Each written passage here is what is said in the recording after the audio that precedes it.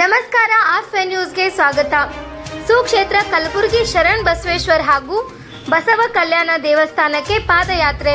ಕೊಪ್ಪಳ ಜಿಲ್ಲೆಯ ಯಲಬುರ್ಗಾ ತಾಲೂಕಿನ ಮಂಡಲ್ಮರಿ ಗ್ರಾಮದ ಲಕ್ಷ್ಮೀ ನರಸಿಂಹ ಭಜನಾ ಮಂಡಳಿಯ ವತಿಯಿಂದ ಸುಕ್ಷೇತ್ರ ಕಲಬುರಗಿ ಶರಣ್ ಬಸವೇಶ್ವರ ಹಾಗೂ ಬಸವ ಕಲ್ಯಾಣಕ್ಕೆ ಭಕ್ತ ಸಮೂಹವು ಶನಿವಾರ ಪಾದಯಾತ್ರೆಯನ್ನು ಆರಂಭಿಸಿತು.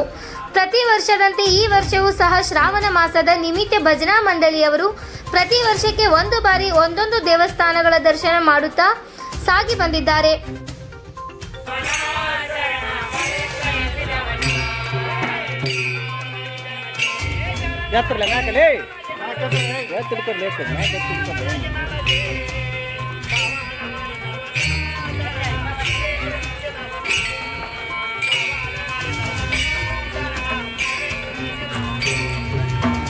ಈ ವರ್ಷದ ಪಾದಯಾತ್ರೆ ಕಲಬುರಗಿ ಶರಣ್ ಬಸವೇಶ್ವರ ಹಾಗೂ ಬಸವ ಕಲ್ಯಾಣಕ್ಕೆ ಹಮ್ಮಿಕೊಳ್ಳಲಾಗಿದೆ ಎಂದು ಭಜನಾ ಮಂಡಳಿಯ ಮುಖ್ಯಸ್ಥರು ತಿಳಿಸಿದ್ದಾರೆ.